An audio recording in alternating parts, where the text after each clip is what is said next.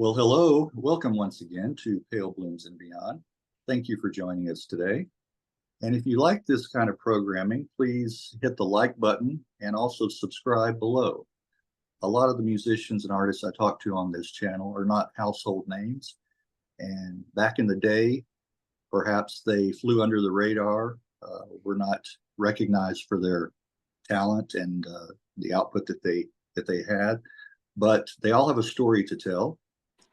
And a lot of artists, musicians, have seen a renewed interest in their material recently, a la my guest today. And we're hopefully going to connect with some of the old fans as well as perhaps some new fans. Well, welcome, Stuart. Hello.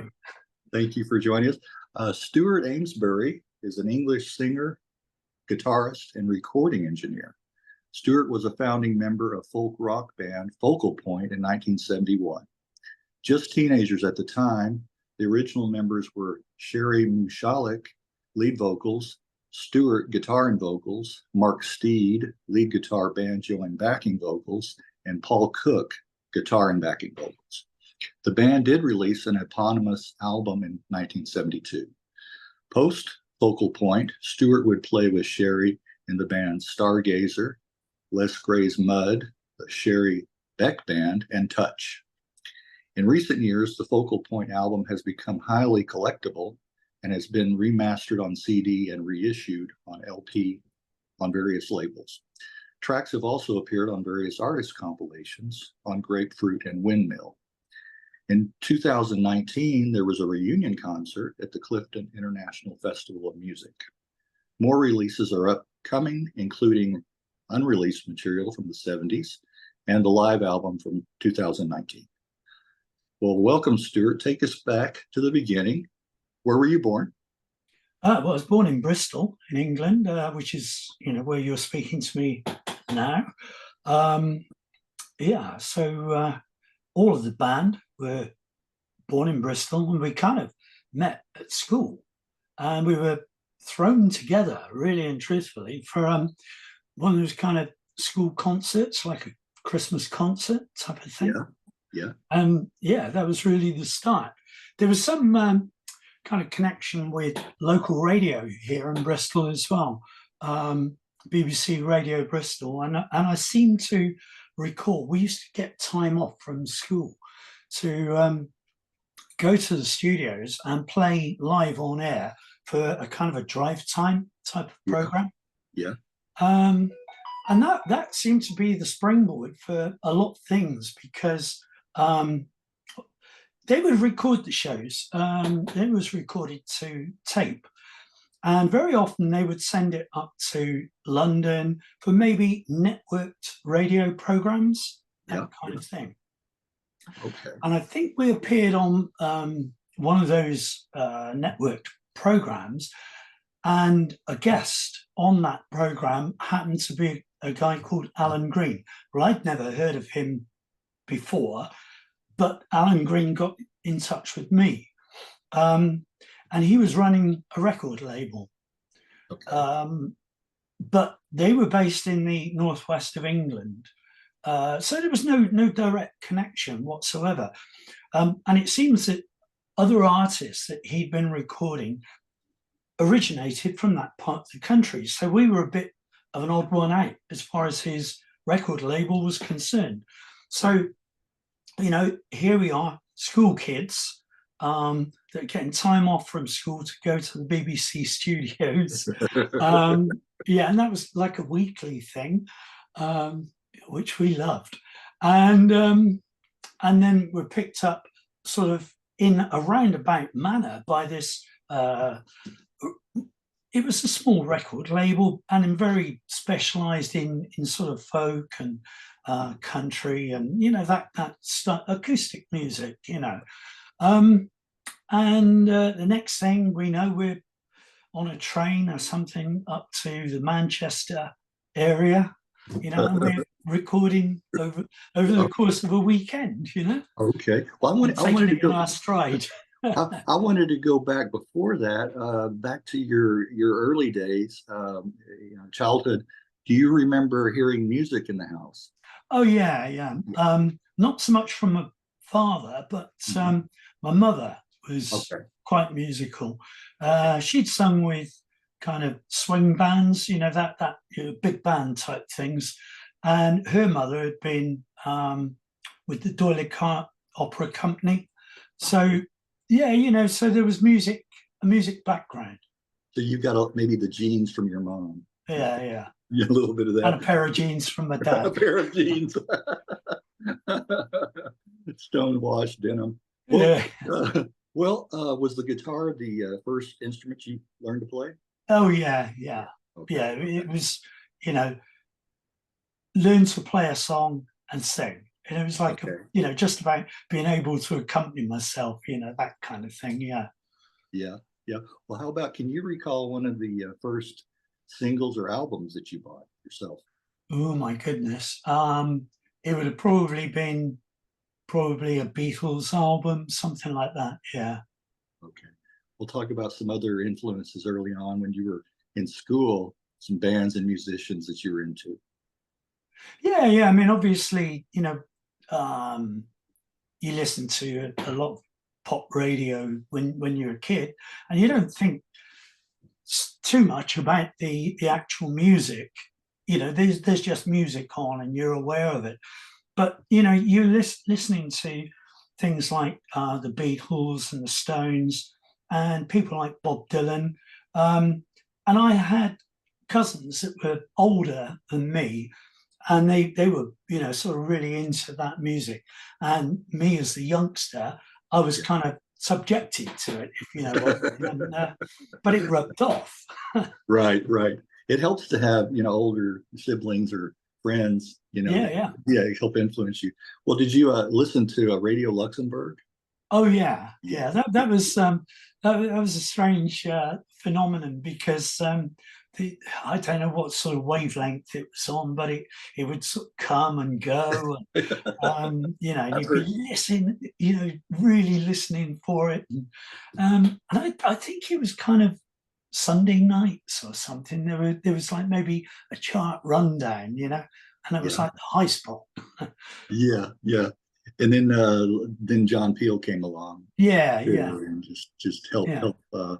you know, I mean, promote so many artists and champions. Yeah, for sure. I mean, that pirate radio thing. Well, it was really from that the BBC got its act together and got Radio One kind of going during the 1960s, or maybe the late 60s, because they were sort of lagging behind, Yeah, in terms of their output, really.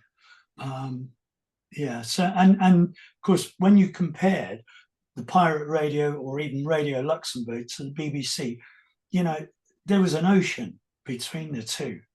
yeah. Yeah. Right, right. Exactly, exactly. Well, were you in a band prior to Folkal Point? No, no, No. no, I've just been literally learning to play guitar and sing, for my own pleasure, really, more so than anything else. Okay. And as I say, there were the three lads. We started playing stuff together, and we were asked by this music teacher, could you do something for a Christmas concert? And we said, well, yeah, but we're not really singers.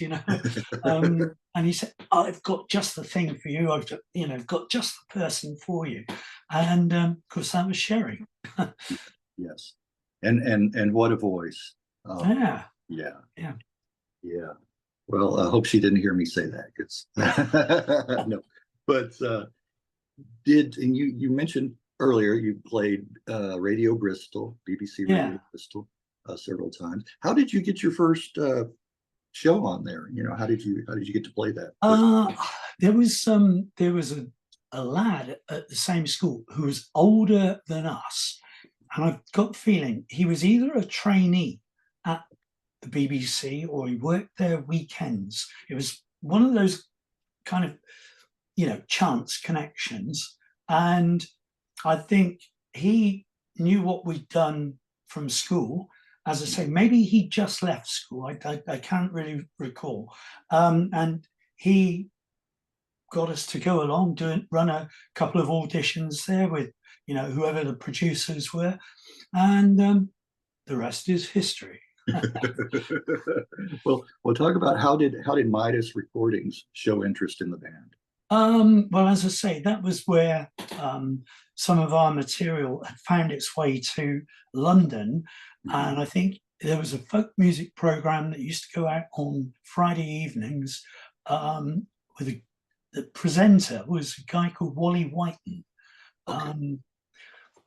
You know, one of those kind of random names, and he would have various guests on their plate, you know, bits and pieces of music, whatever was new at the time. And he must have played something that had been recorded at Radio Bristol, and his guest that evening happens to be Alan Green from Midas Recordings, stroke Folk Heritage. I never knew which was the parent company, but they were both Alan Green, basically. And that was from that kind of him hearing the BBC recordings was really what got us the invitation to go to his studio. Okay. Well, talk about a little about playing the Adam and Eve and the Alma Tavern. Yeah. Okay, so the Adam and Eve, well, they're both pubs, and in those days, we were below the drinking age or the, you know, that sort of thing. But we did actually, you know, perform at those venues on a regular basis. The Alma Tavern had a bar area, still does, downstairs, and the upstairs part was a function room, and we used to do, you know, these gigs there.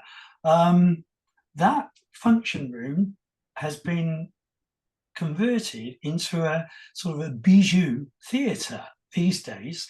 I think it seats about 50, you know, proper great theatre seats, but it's just this space above the pub. Yeah, and it's not just a, you know, few hundred yards from where I actually live now, where you're speaking to me from. Yeah. So the Alma Tavern, and then the Adam and Eve was in Hot Wells. We used to do a regular weekly thing there, and then there was another club called the Troubadour, and we were all right for going in there because it wasn't licensed. It was just a coffee bar, so that's okay. But the other, we had to be a bit careful. Yeah. That was the place to play for folk musicians, the Troubadour. Yeah.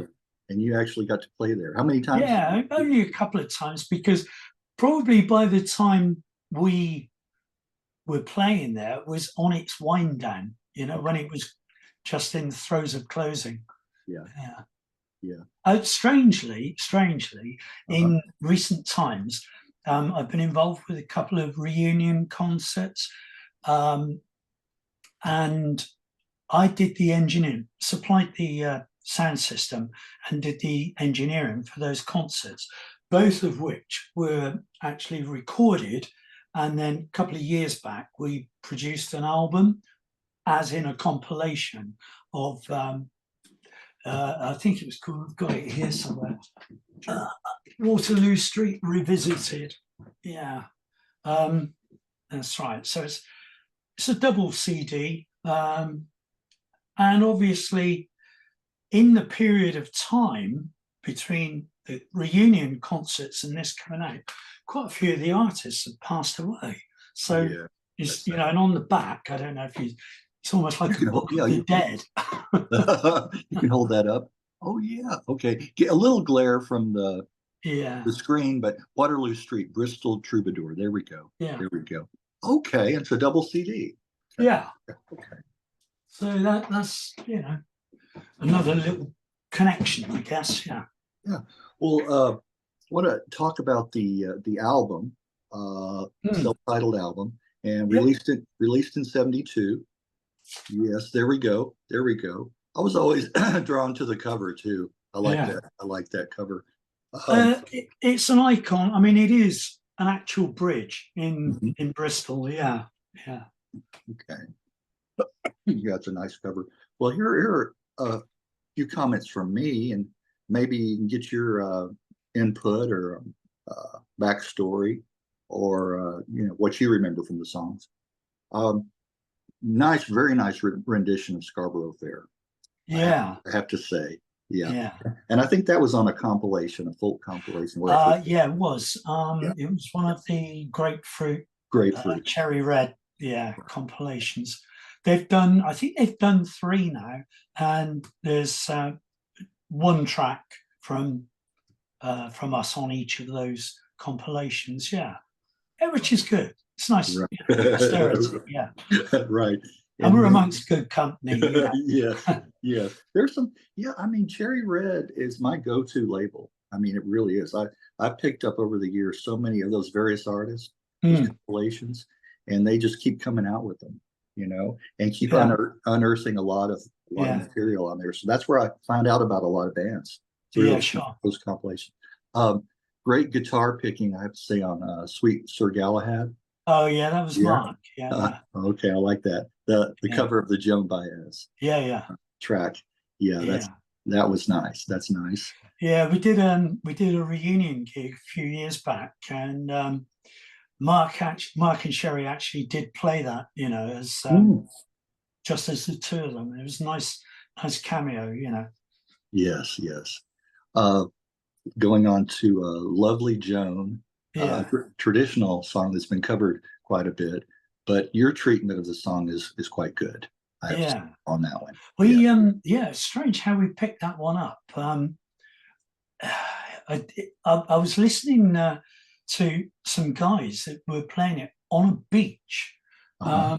and I got talking to them, and I kind of learnt the song from them because I hadn't heard it prior to that. And it's strange now. I took it for granted at the time we recorded it. The amount of people that have either recorded and covered it, and not even musicians like us, but within classical pastoral kind of recordings, Right, right. yeah, quite incredible, Yeah, where it crops up all over the place. right. I did an interview with you know who Andrew Cronshaw is. Yeah, yeah, Yeah, yeah, and he had covered that too. right, yeah. Yeah, so it came up again. I think even Richie Blackmore has. Yes, I believe so. Yeah, I believe you're right. That yeah. I would like to hear that. I would like to hear. And then Joni Mitchell's Circle Game.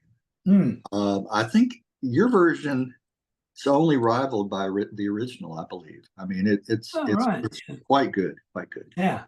Yeah. We used to. I think we used to cover 2 or 3 of the Joni Mitchell songs from that era. And I've got a feeling there were a couple again that Mark and Cherie used to do just as a duo kind of thing. It involved quite a bit of open string tuning, I seem to recall. Yeah, Yeah. with that. Yeah. But I mean, all of these songs too. I mean, the band sounds very accomplished. Even at that point. I mean, you guys, really very professional. Group and tight, very tight. Uh, Another track, Edom O'Gordon. Oh Edom, yeah, okay. a Scottish traditional ballad, right? Yeah, well, that was a strange choice because in my head it didn't exist as a song. It was a ballad, as in a piece of poetry, and I had this book, which was the Faber Book of Ballads, or some sort of name like that, and it was a school book, Yeah.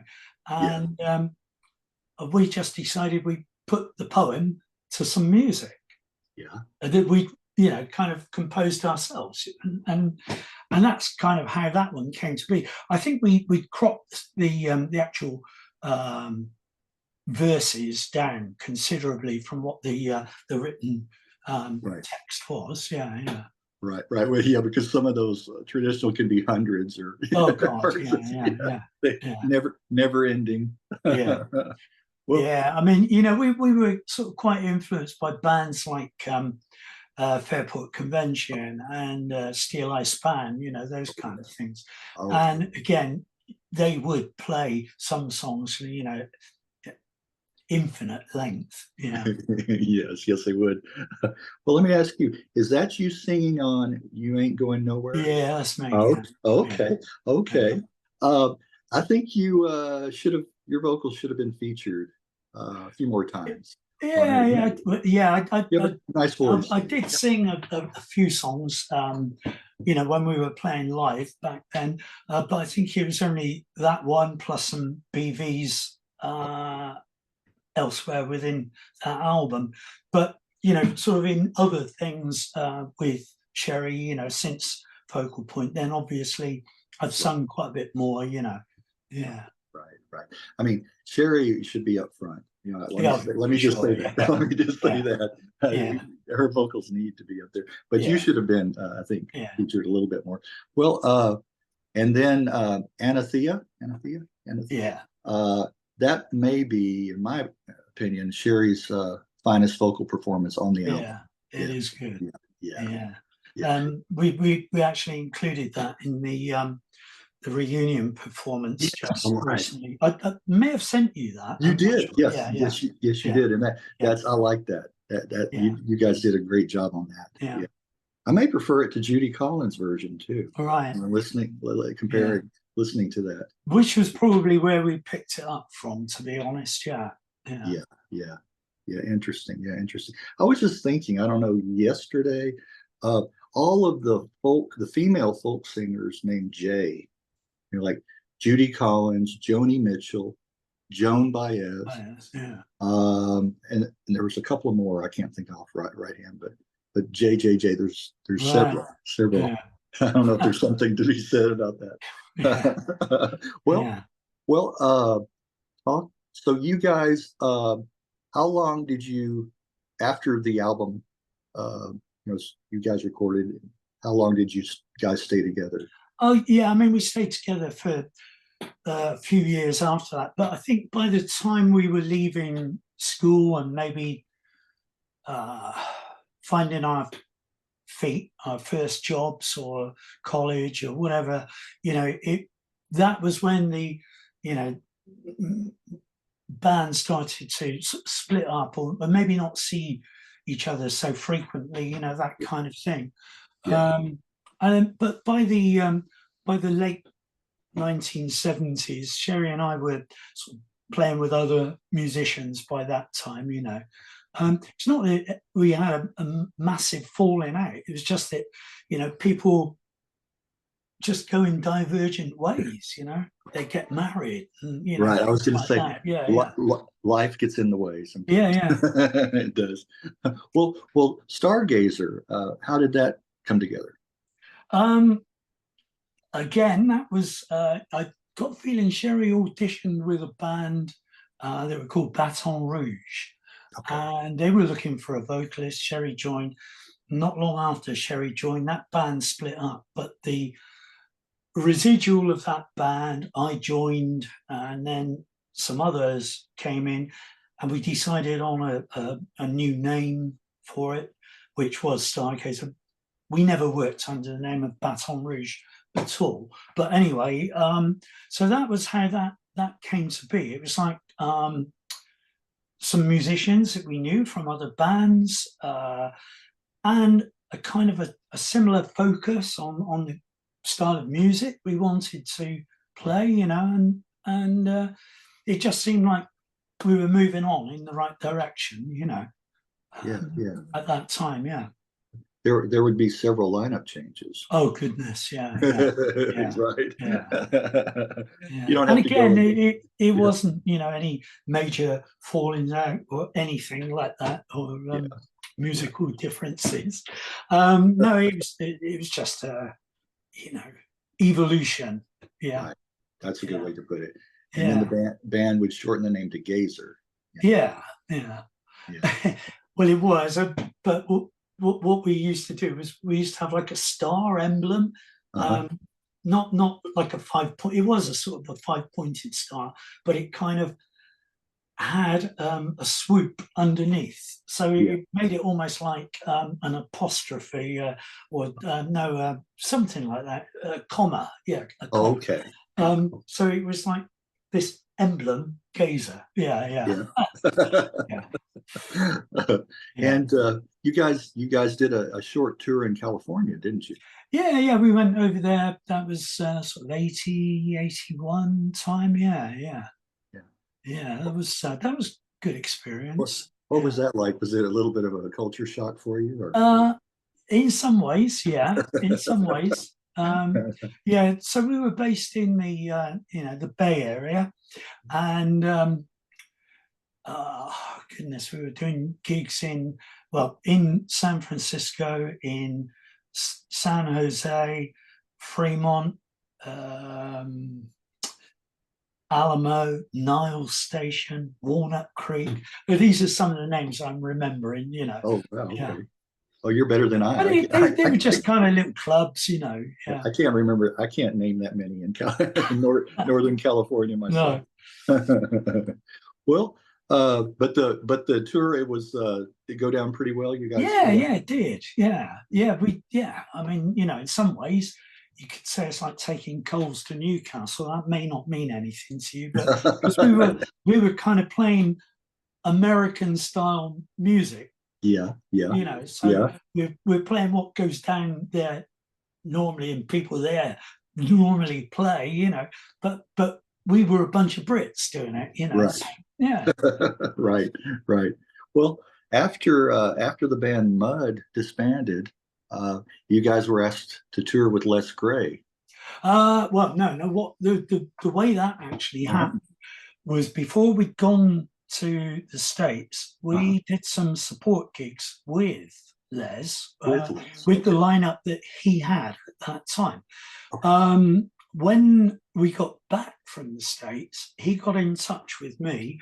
And I thought, oh, he kind of wants us to do some more gigs with him, like as a support band. But no, that was only part of the story. It was what he wanted was for us to become his backing band. Um, and this was a kind of a legal and personal wrangle that was going on, whereby he'd originally left the band and rejoined. The band had sort of taken a nosedive in the period that he'd left, and obviously by the time he'd rejoined. And what he wanted to do was to try and recover the name, as in it becoming his property to use again. So they'd had a string of hits in the early to mid 70s. Oh, So yeah. this was about 1981 by this time. And so I had this meeting with him, and he was saying to me, oh, well, it'll be probably 6 months, that kind of thing, and come out on the road with me, because you've got a couple of guitars and you do vocal harmonies, blah blah blah. Yeah, okay, so we'll come and do this thing for you. Well, that was okay, but it turned out to be not 6 months, but 4.5 years. We did try and do stuff ourselves during that period, but it was really difficult because of the volume of work that was going into the Mud and Les Gray's Mud kind of thing. So we'd done some recording with Les. There was a couple of singles, and there was an album release as well, which that was on RCA, and it was like it was almost like a medley of Presley type material. Okay. Right. Whereas the other singles were on a lesser known label called Runaway Records, and they were pretty good, but they didn't really gain any traction. and it didn't do for him what he really needed to do at that time in his career. And of course, we were still doing some recordings through that period, but it was difficult to do anything tangible that was like career orientated. Just as I said, because of the volume of work, and you almost find yourself in a bit of a money trap, because you're glad of that amount of work, but because it's paying your bills, that kind of thing. But it comes at another price, so to speak. Right. Anyway, it's fortuitous, I guess, but we used to do these kind of cameo spots within the Mud set. So it'd be Cherie taking lead vocals and the band, kind of playing. So that was, good for us. And there was someone that'd seen us doing this kind of thing. And they'd said to us, "Oh, would you like to, come and tour in the Middle East, in places like Dubai, Abu Dhabi, Bahrain?" Oh, yeah, okay, we could maybe do that kind of thing. Yeah, why not? And that became our kind of escape route, if you like, from the Mud thing. So again, it was an evolution, not a revolution. We told Les what we were going to be doing, gave him plenty of notice, and whereas the whole band were going to leave at one stage, 2 actually stayed on. So that meant that we found some, new blood as well. So there we go. We're moving on again. Yeah. Yeah, the Middle East. That's another area that you don't hear No. too much. No, I mean, in those days, it was still developing. It was a little bit like Disneyland in some ways. It's even more like Disneyland now. But because everything there is basically created. It's it's not original. Everything is right. Yeah. It is kind of almost like manufactured. Exactly. Yeah. Well, next was the Cherie Beck band. So that was basically the band when we came out from the Les Gray's Mud part of the history, so to speak. So this was Cherie, but you were having trouble with Cherie's name earlier.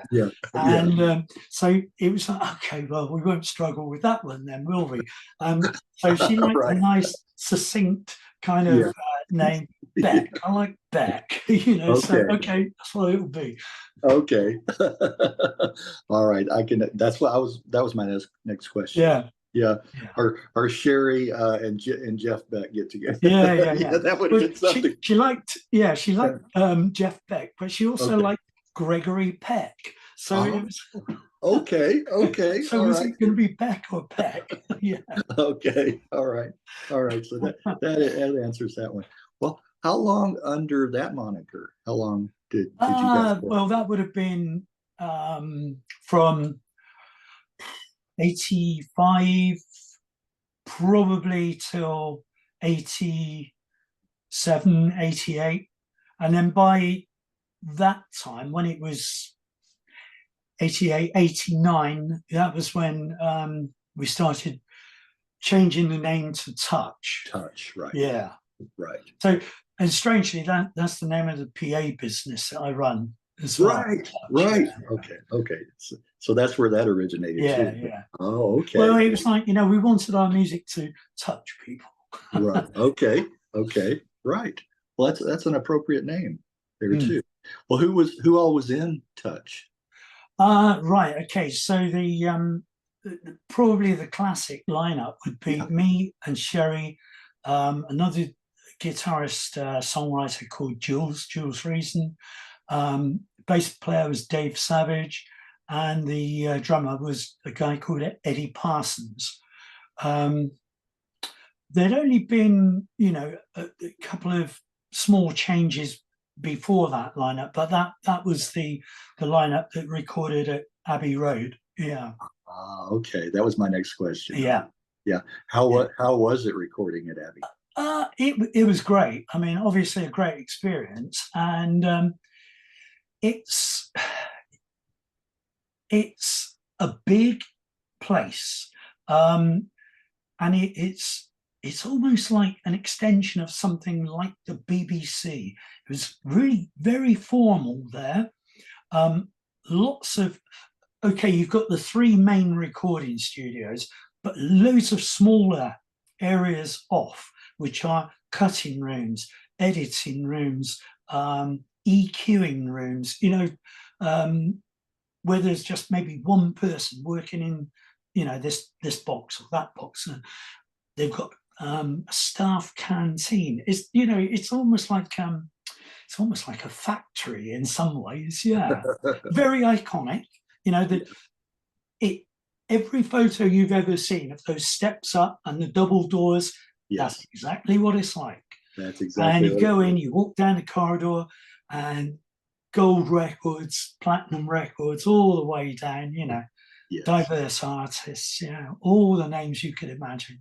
Yeah. Did you, while recording, did you happen to run into any other artists or hear that any No, not really. No, I mean, there were hundreds of people working there, and there may well have been people, celebrities working elsewhere, but no, we didn't run into any ourselves.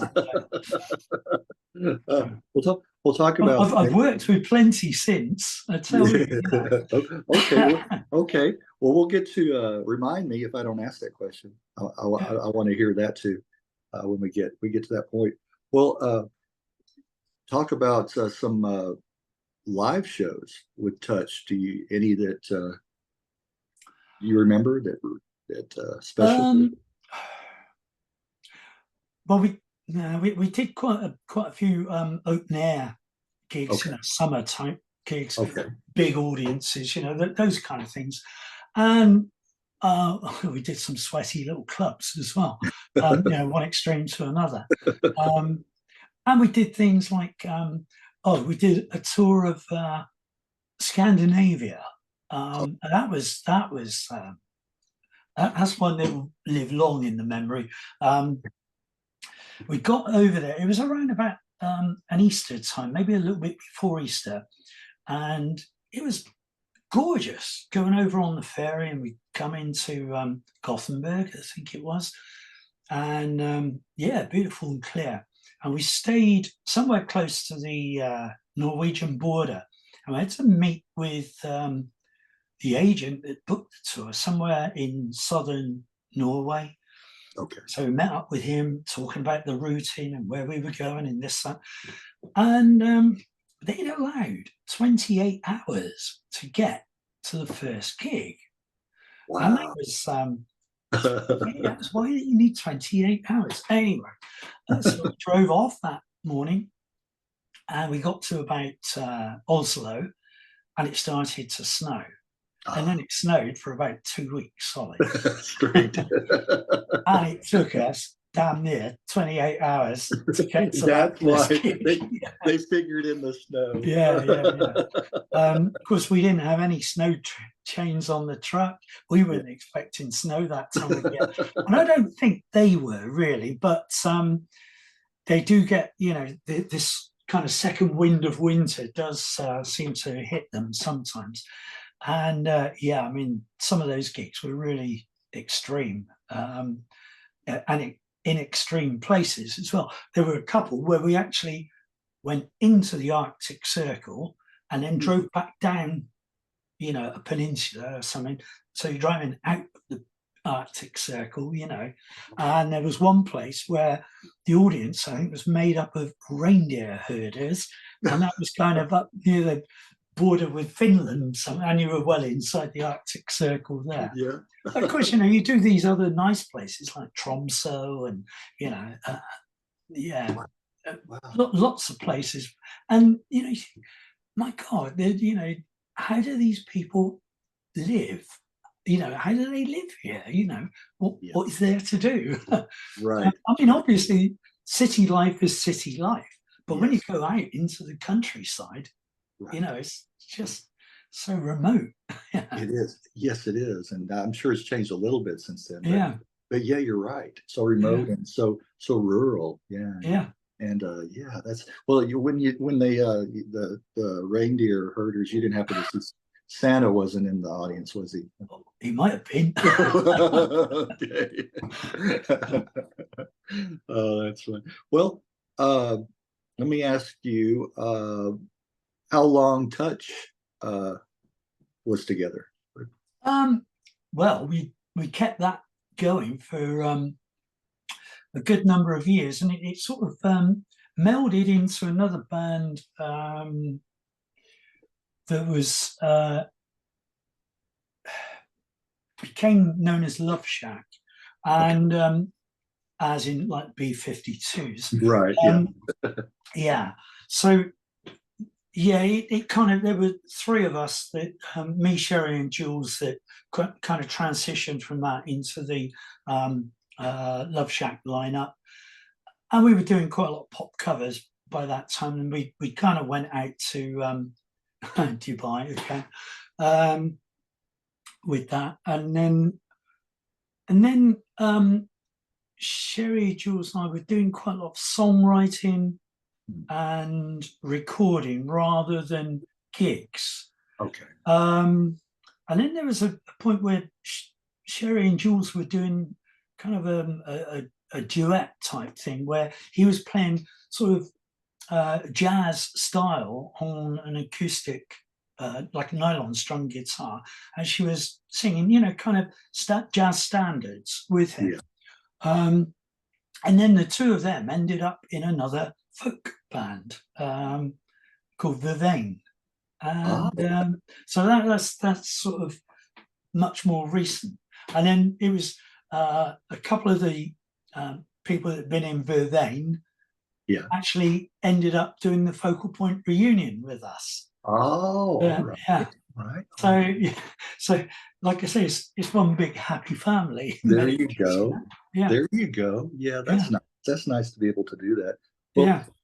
was it when you were in Touch or afterwards that you started up your PA systems, Touch PA systems? No, well, we actually owned the PA system when we were on the road with Okay. Touch, and then when there were times when we were not touring, other bands knew that we had a PA system, and you know, quite a sizable one, and they would come to us and say, "Oh, you're not on the road at the moment. Would you do XYZ kind of gigs for us?" So that's how that started. So it was Touch the band and Touch the PA business, you know. And then, as I say, I kind of sidelined myself into running the PA business, you know, away from kind of gigging. Yeah. And again, you know, when I was saying about us doing that songwriting stuff, there was a studio based outside of Bristol in the countryside where we were asked to manage the studio, but in return got free studio time. And there was a school close by, and they wanted to do a subject that was new at the time called music technology. And it's an A-level subject. As I say, it was new. They had a music department, but they didn't have a recording studio. So they would come once a week to the studio. Anyway, around about that time, we'd gone abroad again, working. In the period of time we were abroad, studio closed. I got back, and the teacher, the head of department, got in touch with me and said, "Look, I know the studio's closed. Is there anything you could do to build us a studio? Because we want to continue with that course." Yeah. So I got a chap that I was friendly with who I knew did that kind of thing. And between us, we created a studio for them. I'm still involved with that school, and the studio has grown organically since then. So, initially I had an open reel 8-track, recorder. Then we went to an ADAT system. Now we've got like an HD 24, but we've also got obviously Logic and stuff like that, within the music department at school. So, there's been the PA business, has been, me playing a little bit of music. I mean, down at school, I'm teaching them the recording process, how things work. And you look at 100 years of popular music and the technology associated with it, and how one thing drives the other. Right. So I've, I've been doing the PA, like live sound, been doing some promotions, I've been doing the teaching, I've been involved at a couple of other educational establishments as well. So, it's all related. And, yes. So I don't teach kids how to play guitar, but I offer myself up as a guinea pig. Or Okay. Well, how early on did you develop an interest in that? The PA systems. Well, when we were on the road with Mud, I got friendly with the guys that were running the PA for that, and some of them have been. There was a guy called Brian Hatt, and Brian had he'd done countless tours over the years with Cliff Richard and Shadows, and also with Ike and Tina Turner.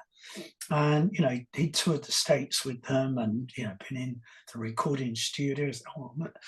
He told me some stories about that, which rather you than me. Right. And then there was another guy called Mal Kingsnorth, and Mal had from day one been the sound engineer with Status Quo. Oh. And so Mal was a really nice guy. He when Quo came off the road in the early 80s, he had access to their PA system and stuff like that. So he was bringing that on the Mud gigs, and he was the sound engineer. He was the first sound engineer that we actually experienced with Les. And I used to spend a lot of time with him. I got to learn quite a lot of the black arts of how to get around things. Because when you're dealing with sound, it's one thing, literally dealing with the sound. But if you have a problem, you've got to know how to get around it. Right. Yes. And not show any panic. Do you know what I mean? Yes. So I learned a lot of craft from those guys, for sure. And then, when I was in touch, we had our own sound engineers working for us. But of course, I was close with them as well. And then when I sort of not left the band, but when the PA was doing a lot more work than the band was, then I became, like the engineer with the PA, so it was, again, it was just natural progression one way or another. Yeah. Right. Like you said, organic. Yeah. Just kind of developed that way. Yeah. And I like that. Speaking of recordings, I like the ones that are more organic too. Yeah. Not all the takes and overdubs and things like that. Oh no, I mean, some of the students, I have to work with them. But I do some of the multi-track recording with them. So we're in the studio, we've got proper musicians, that kind of thing. But then they'll very often take the files, put them onto into Cubase or Logic or whatever they're using, and then they'll be cutting and pasting and, moving things around. And at the end of the day, a drummer can end up sounding like a drum machine, Yes. Yeah. That's right. Very Why clinical. did you do that? Why did you do that?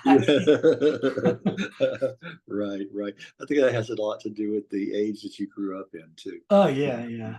Yeah.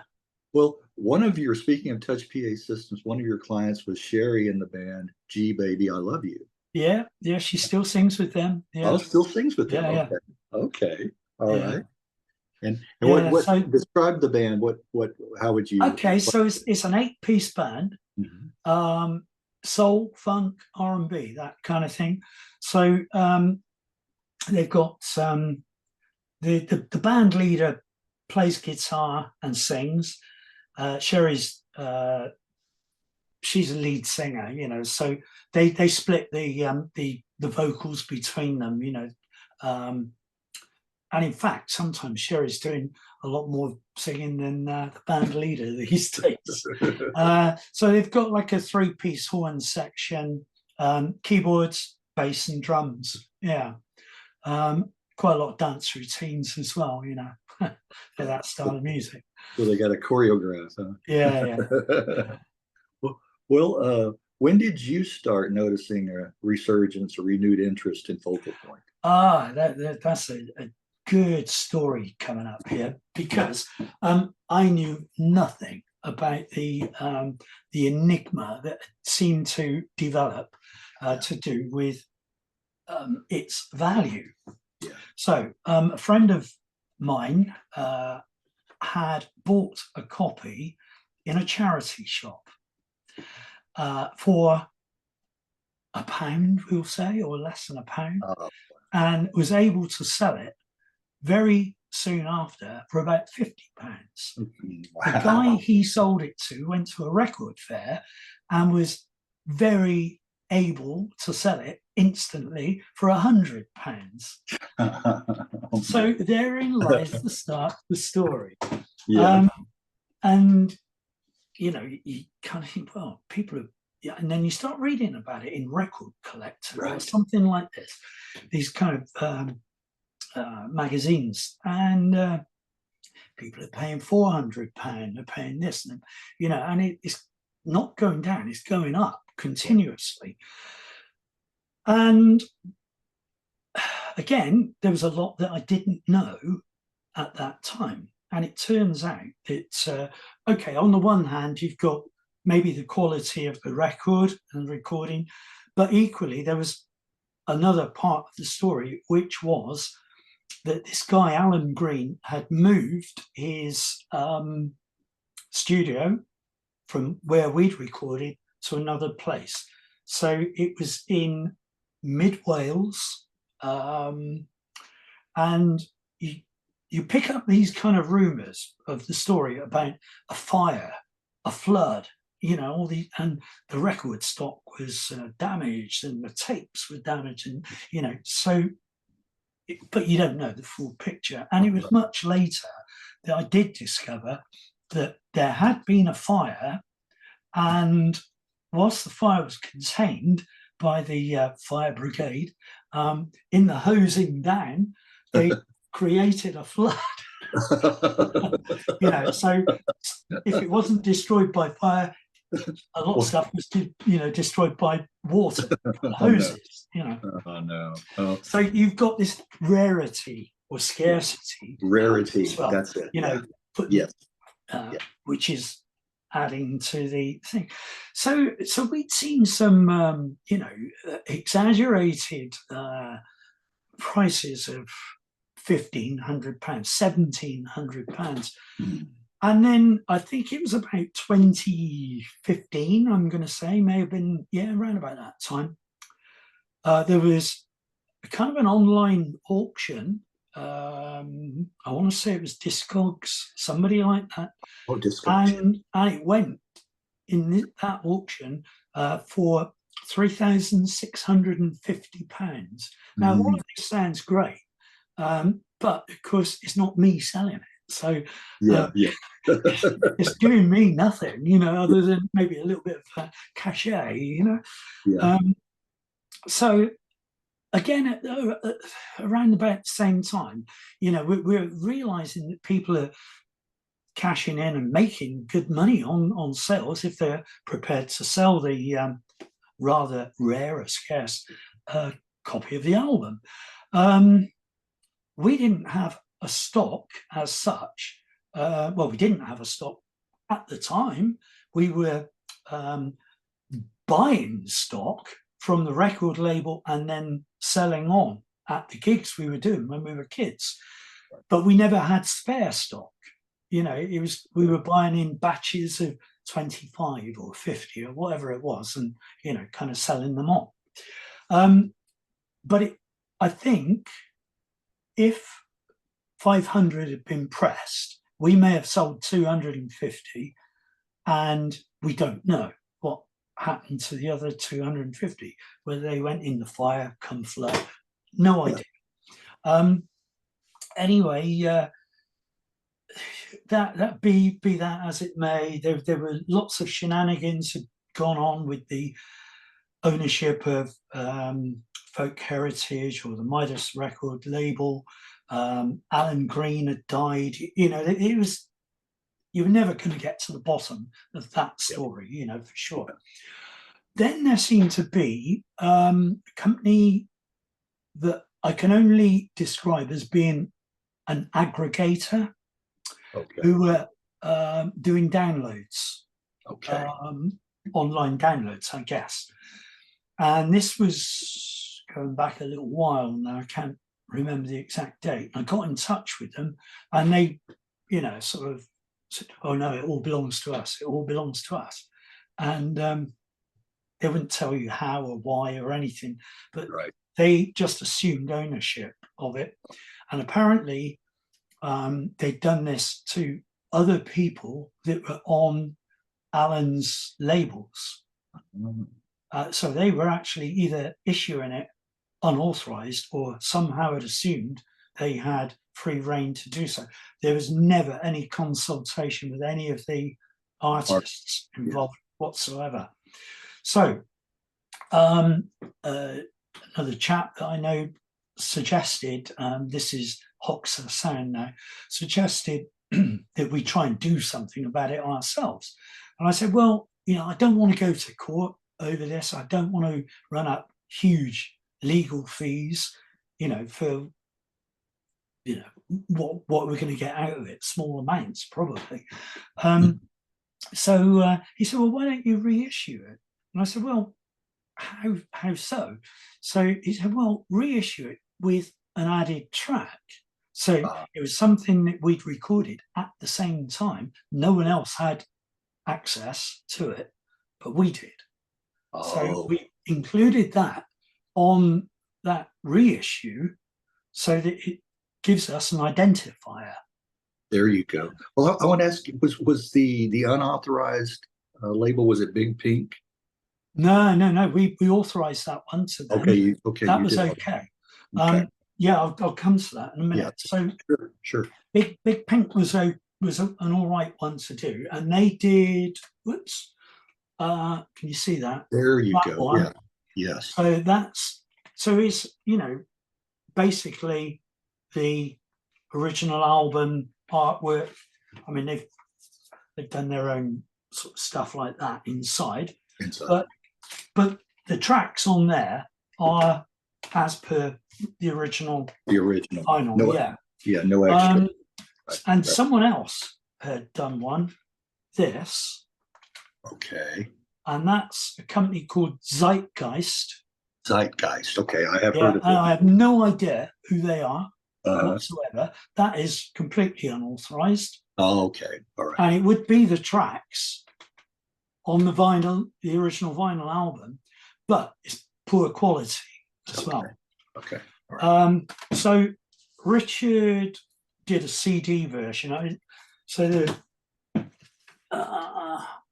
it would have the same. That's a CD, but it would have the same artwork as that. Okay, right. With that on the back. On the back. So these have the bonus track, if you like. which Okay. is the song Virgin Mary, which is a kind of a gospel, you know. Yes, yes. Yeah, Negro gospel type song. Yeah, so that was that. Then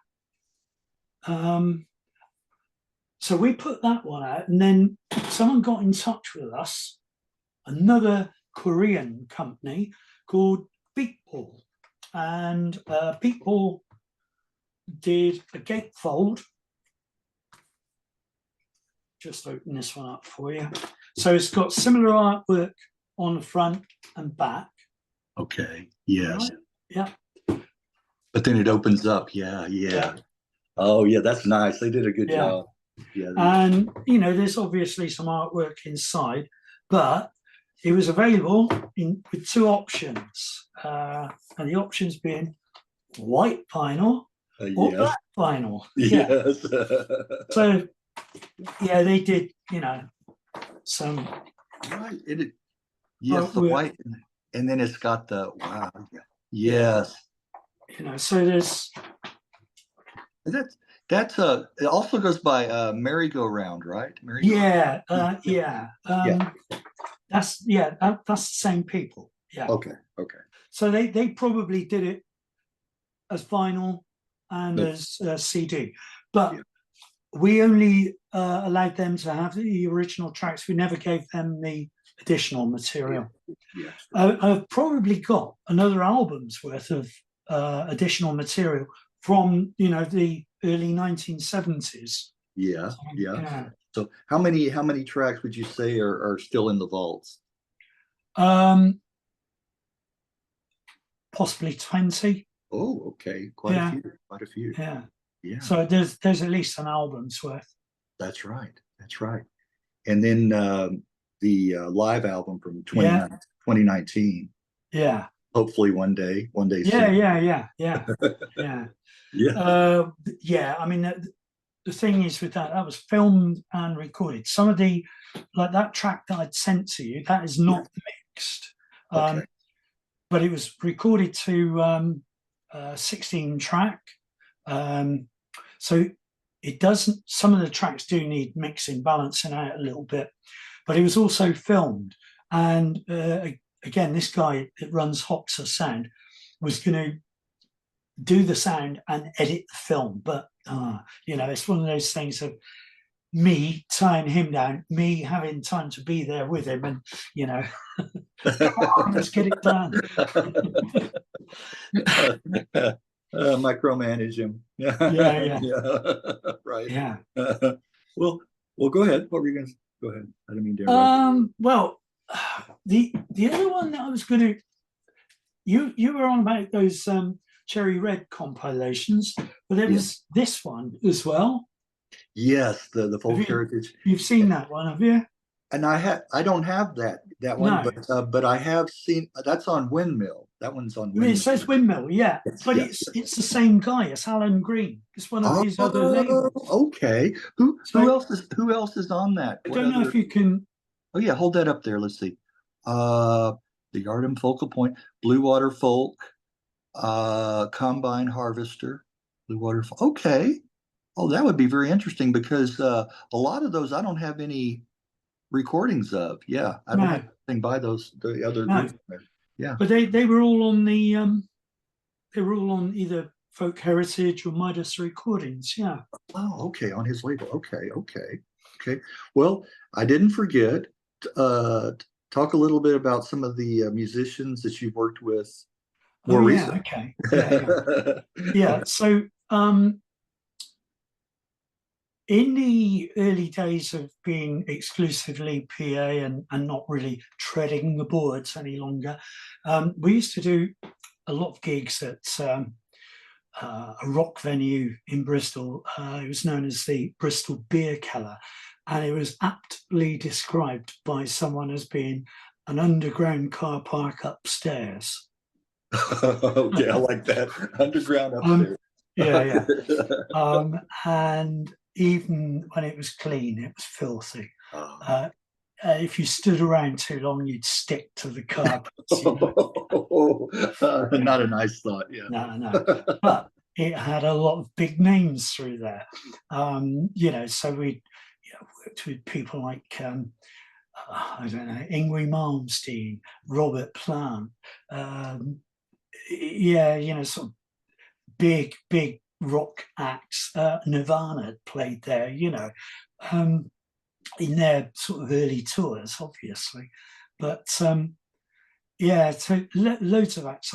But as we've kind of moved on, I've been involved with promotions. So I've been running sound for this Americana promoter for some time, and this time last year I took over, you know, doing the actual promotions as well. He had some health issues, so basically I've been running it since. Yeah, but you know, it's amazing who you do run into. There was one gig in particular where it was Chuck Prophet and the Mission Express was playing, and there was this guy offloaded the kit and, you know, got the drum kit set up and all the rest of it, and we do the sound check, and you know, he's got like a beanie or a hoodie type thing on, and I'm not, you know, not sort of thinking who he is at all. And when they come, support act goes on, finishes, band come down, go on stage, and he flicks his hair back like that.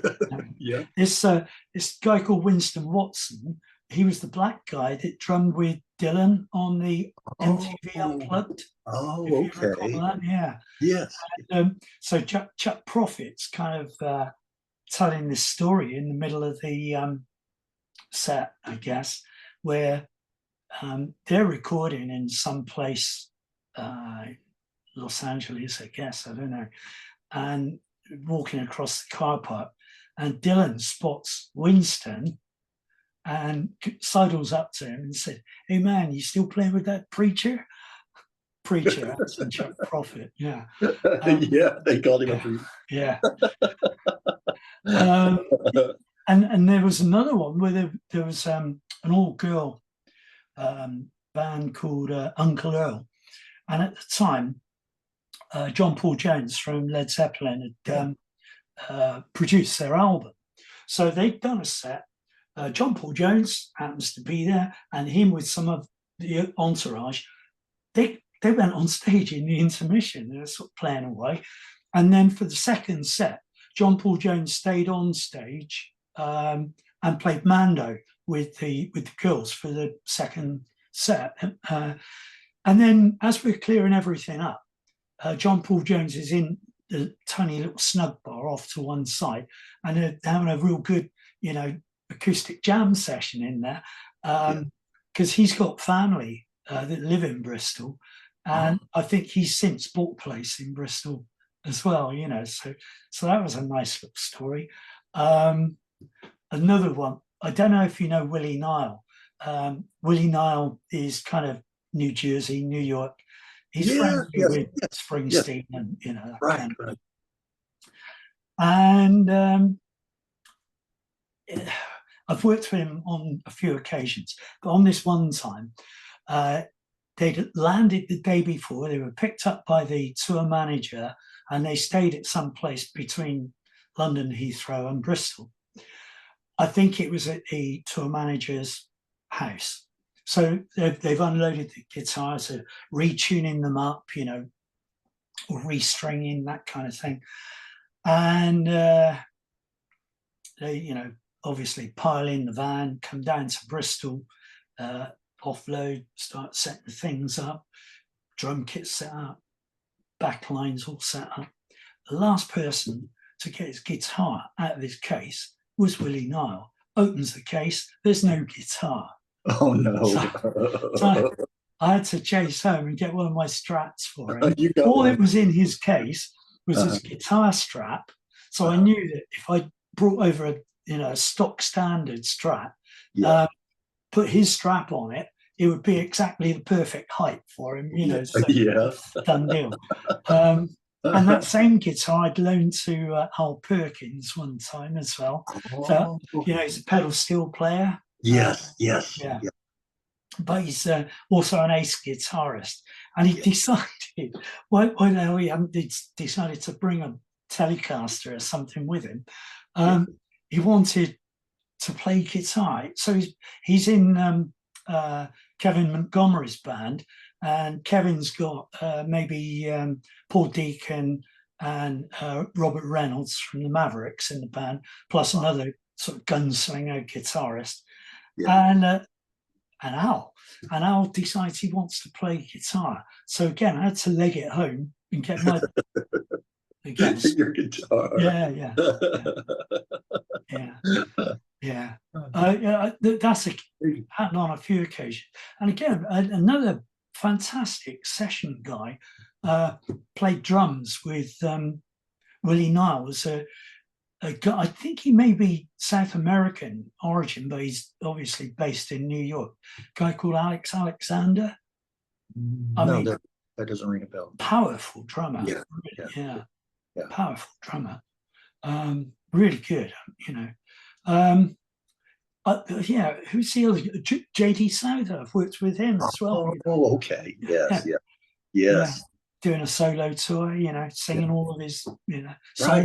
written for other people, Right. He just passed away too, didn't he? Yeah. Yeah. Yeah. Well, you should have got a percentage cut when you helped him out with your guitar. Oh God, yeah.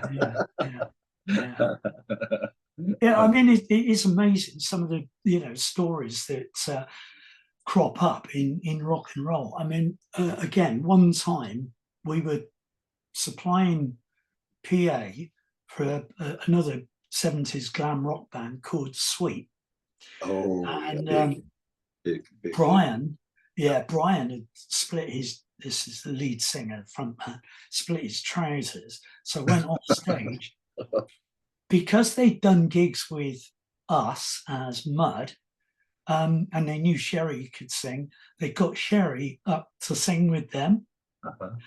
So he goes off to change his, trousers or something. And I think Cherie ended up singing a couple of Pat Benatar songs with them. Oh, what a story. What? Yeah. Sweet's one of my all-time favorites. Yeah. I think they're only down to like one original member too, I think. Well, Brian died some years back. I mean, going back to that business of Les died. Oh, it's got to be. Oh, yeah. Oh, Cherie's just chirped up then. He died in 2004. Wow. It's long ago now. Wow. And strangely, here's a coincidence.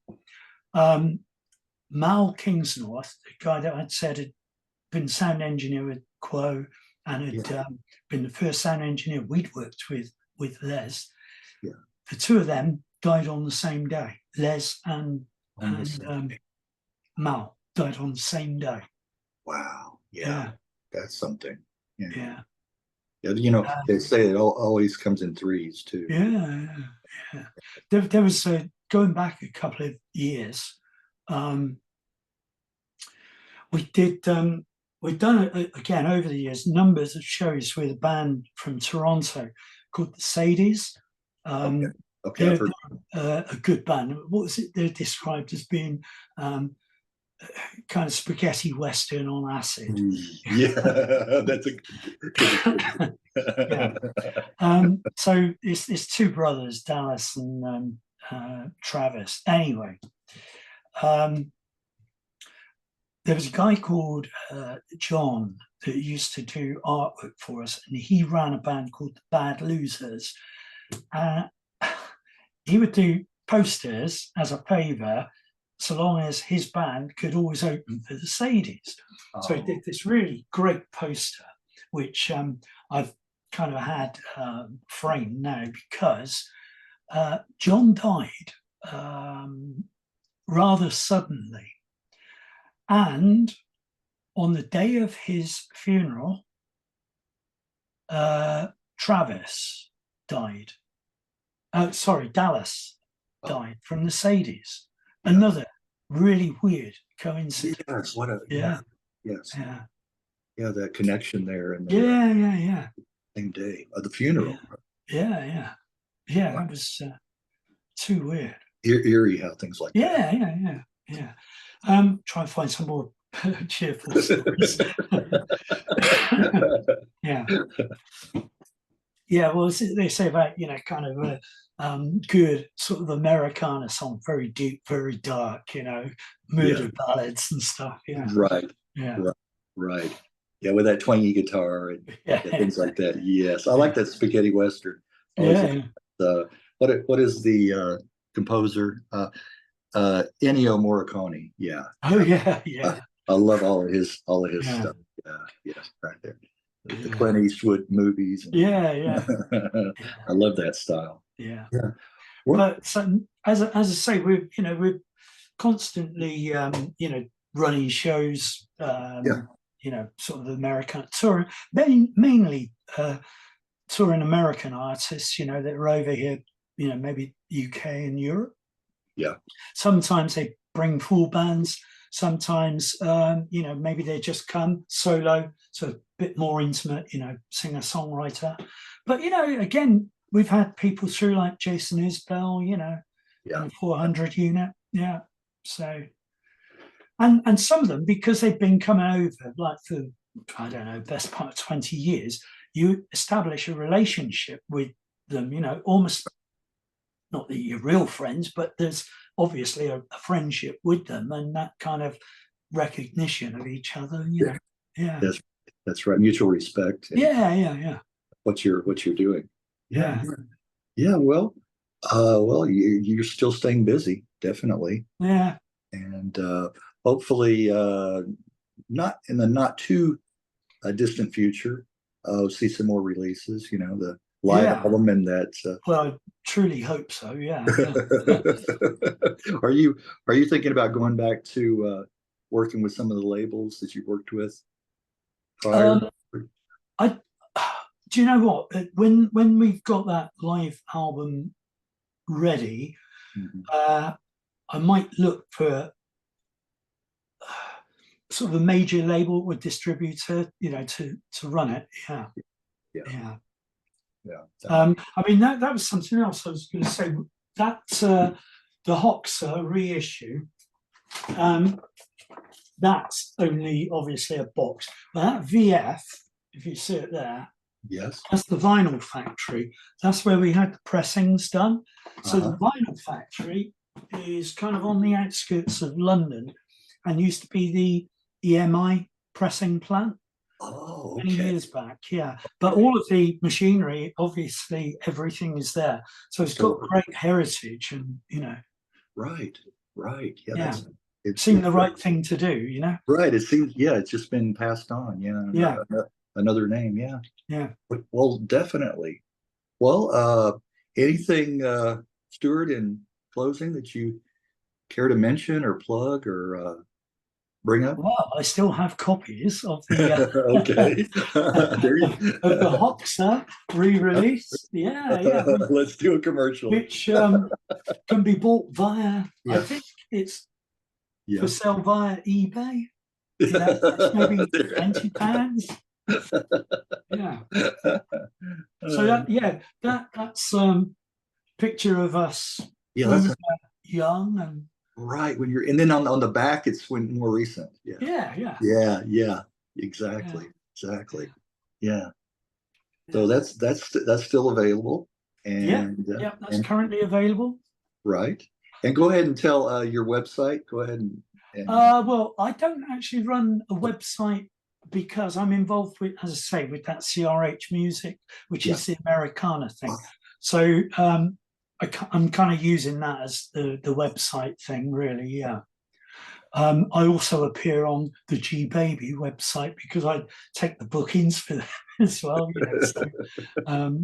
So I'm involved in a couple of websites, but I don't actually run one for Focal. Well, there is a Folkal Point website, but it's not.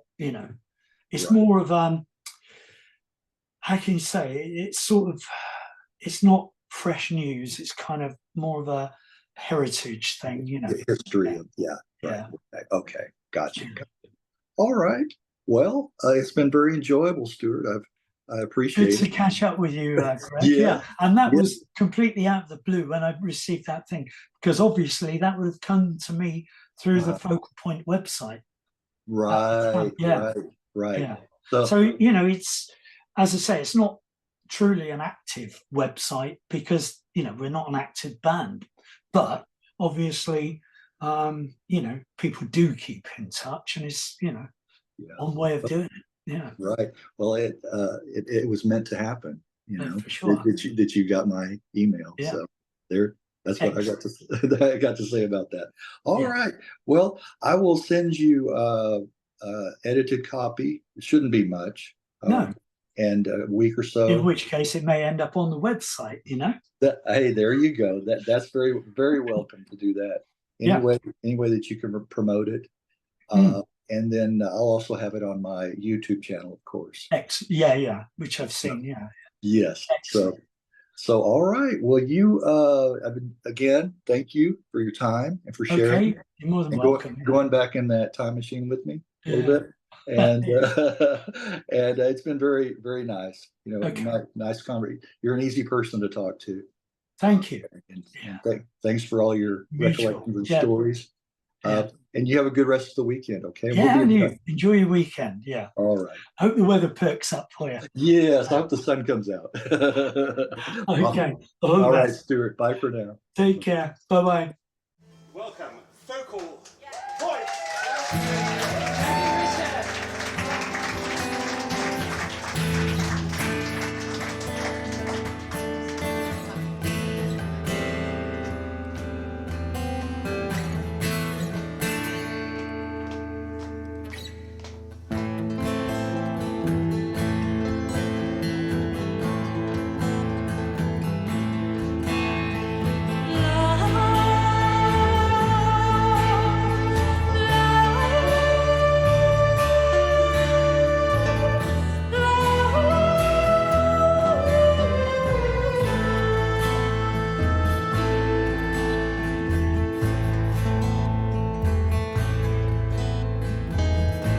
Sophia stole a stallion, stole him from the misty mountains, and they chased him and they caught him, and in iron chains they bound him.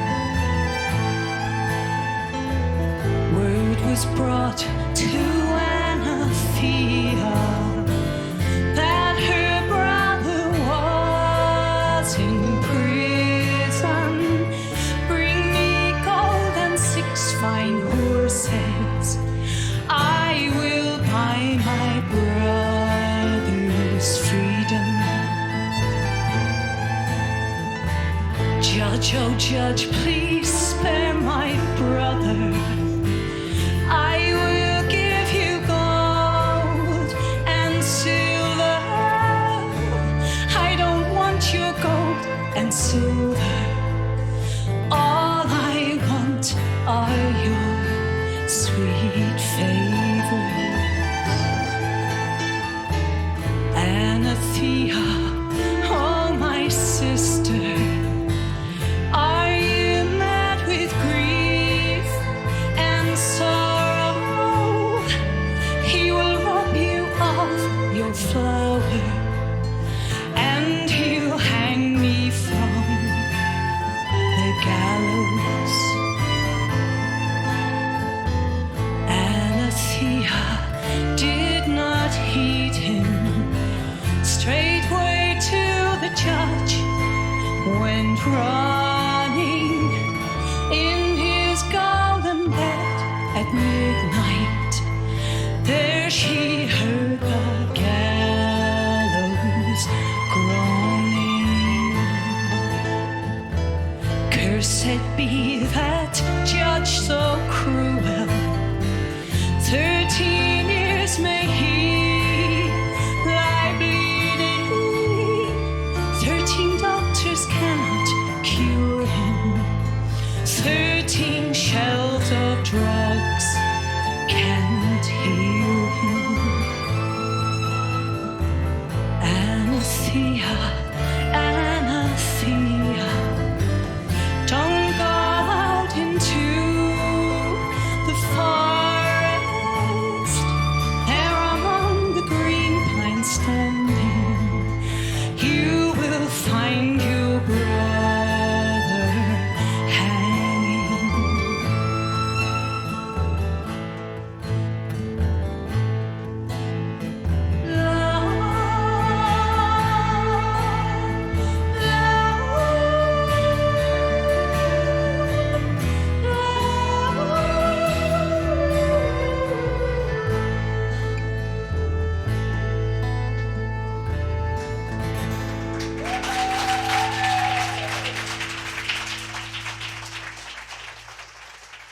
Thank you.